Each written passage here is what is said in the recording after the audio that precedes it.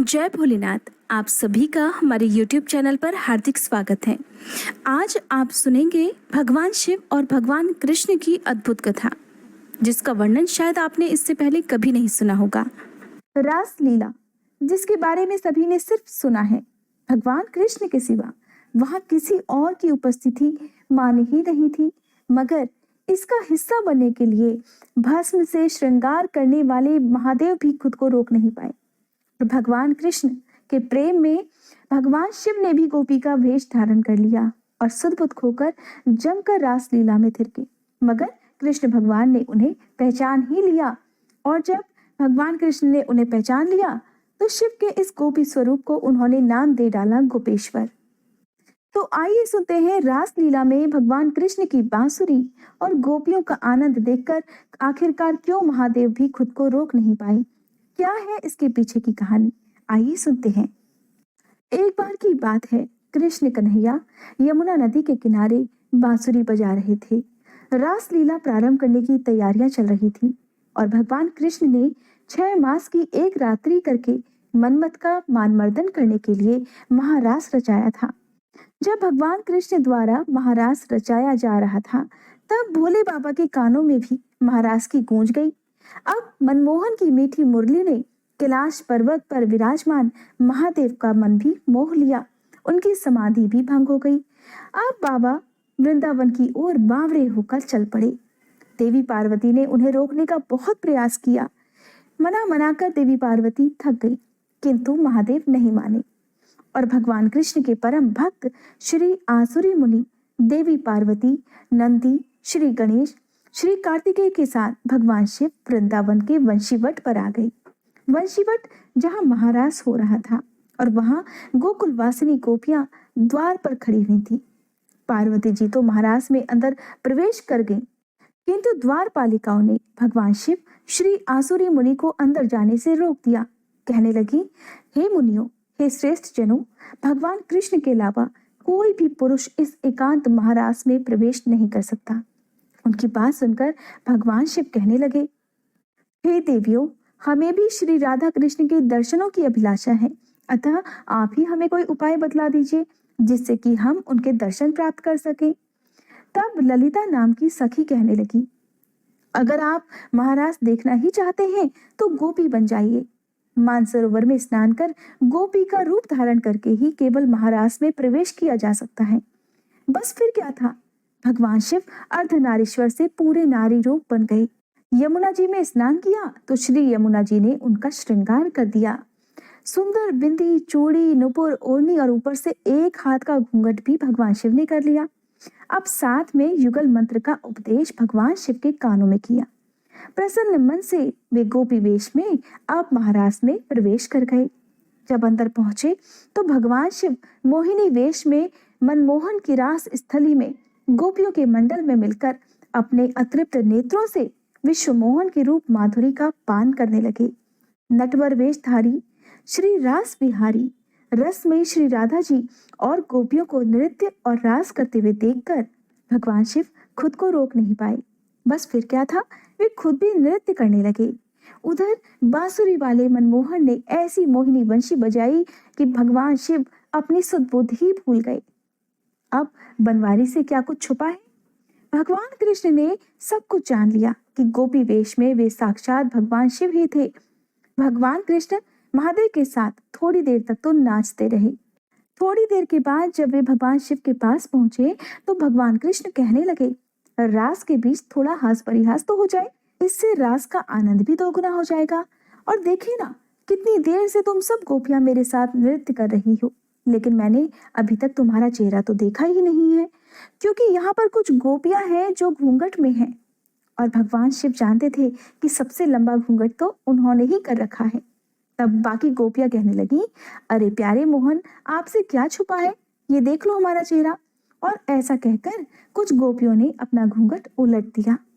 उधर जब भगवान शिव ने ये बात सुनी तो भगवान शिव कहने लगे, ये कन्हैया को रास के बीच में क्या सूझा, अच्छा भला तो रास चल रहा था। उधर गोपियों के वेश में भगवान शिव सोचने लगे कि कहीं ऐसा तो नहीं कन्हैया मेरा भी मुख देखने लगे और फिर तो मेरी हकीकत भी पता चल जाएगी। अच्छा भला नृत्य चल रहा था। जाने क्या सूझ पड़ी। बांसुरी वाले को तो सब कुछ पहले से ही पता था, वो तो बस साक्षात देखना चाहते थे।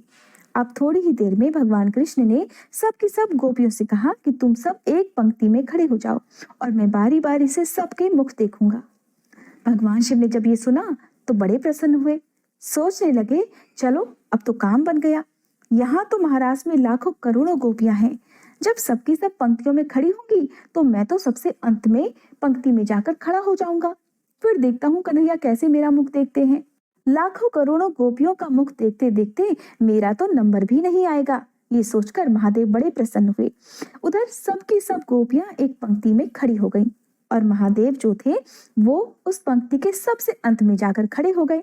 उधर कन्हैया जी का सारा ध्यान तो भगवान शिव पर ही था। उन्होंने देख लिया था कि महादेव इन सब से बचने के लिए ही पंक्ति के सबसे अंत में जाकर खड़े हो गए हैं। अब कन्हैया जी ने भगवान शिव का ध्यान भंग करने के लिए इधर उधर पंक्तियों में देखना प्रारंभ कर दिया। और फिर जब कन्हैया की दृष्टि पंक्ति के सबसे अंत में पड़ी तो वो मुस्कुराकर कहने लगे, नंबर उधर से नहीं इधर से शुरू होगा। अब भगवान शिव कहने लगे, अरे ये तो मेरा ही नंबर आ गया। इस पंक्ति के अंत में अगर मैं खड़ा हूं और अगर कन्हैया इधर से ही शुरुआत करेंगे तब तो सबसे पहले मेरे ही दर्शन किए जाएंगे। अब भगवान शिव दौड़कर दूसरी ओर जाने लगे। वे पंक्ति के दूसरी तरफ सबसे अंत में लग जाना चाहते थे। अब जब वो भागे तो भगवान कृष्ण गोपियों से कहने लगे, अरे गोपियों, पीछे किसी गोपी का मैं मुख दर्शन करूंगा।